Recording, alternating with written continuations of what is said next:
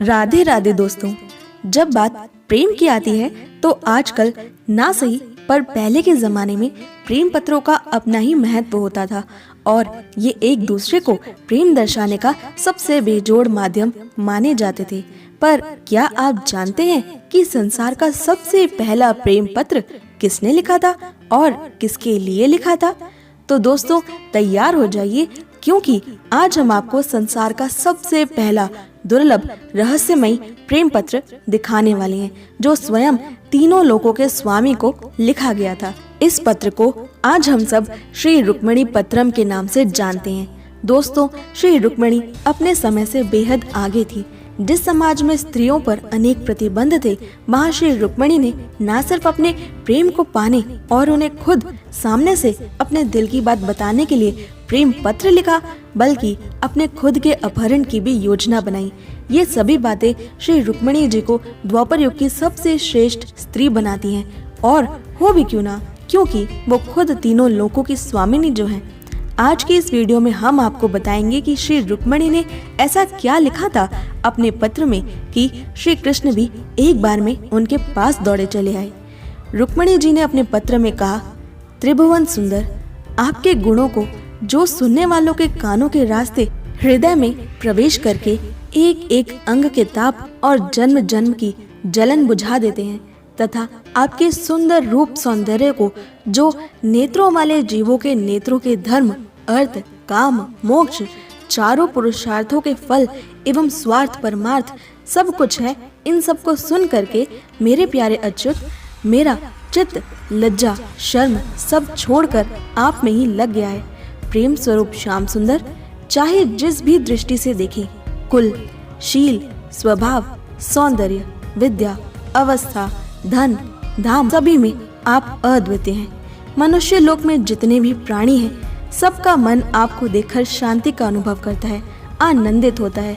अब पुरुष भूषण आप ही बतलाइए, ऐसी कौन सी कुलवती, महागुणी और धैर्यवती कन्या होगी जो विवाह के योग्य समय आने पर आपको अपने पति के रूप में वरण नहीं करेगी?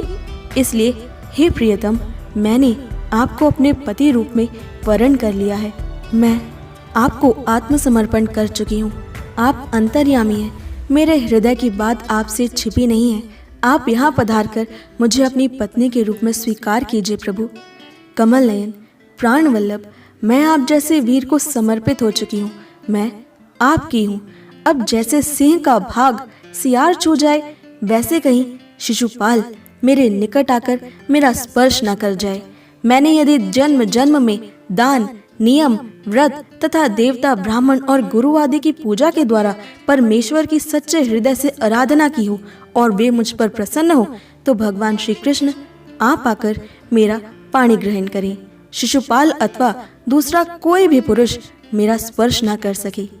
जिस दिन मेरा विवाह होने वाला है, उसके एक दिन पहले आप हमारी राजधानी में गुप्त रूप से आ जाइए और फिर बड़े बड़े सेनापतियों के साथ शिशुपाल तथा जरासंध की सेनाओं को मार डालिए, तहस नहस कर दीजिए और बलपूर्वक वीरता का मूल्य देकर मेरा पाणी ग्रहण कीजिए। यदि आप ये सोचते हो कि तुम तो अंतःपुर में भीतर के महलों में पहरे के अंदर रहती हो, तुम्हारे भाई बंधुओं को मारे बिना मैं तुम्हें कैसे ले जा सकता हूँ, तो इसका उपाय भी मैं आपको बताए देती हूँ। हमारे कुल का ऐसा नियम है कि विवाह से पहले कुल देवी के दर्शन करने के लिए एक बहुत बड़ी यात्रा होती है। जुलूस निकलता है, जिसमें विवाहित की जाने वाली कन्या को नगर के बाहर गिरिजा देवी के मंदिर में जाना पड़ता है। आप वहाँ से मुझे ले जाएं, मैं आपकी प्रतीक्षा करूँगी मेरे नाथ। कमल नयन, उमापति भगवान शंकर के समान बड़े बड़े महापुरुष भी आत्मशुद्धि के लिए आपके चरण कमलों की धूल से स्नान करना चाहते हैं। यदि मैं आपका वह प्रसाद, आपके चरण धूल प्राप्त न कर सकी, तो व्रत के द्वारा शरीर को सुखाकर प्राण छोड़ दूंगी, चाहे उसके लिए सैकड़ों जन्म क्यों ना लेने पड़े। कभी न कभी तो आपका वह प्रसाद अवश्य ही मुझे मिलेगा। आपकी और सदैव आपकी वैदर्भी रुक्मिणी। दोस्तों, इस प्रेम पत्र के जरिए श्री रुक्मिणी ने समाज में ये सिद्धांत स्थापित किया कि कन्याओं को उनके पसंद के वर से विवाह करने का पूरा अधिकार है।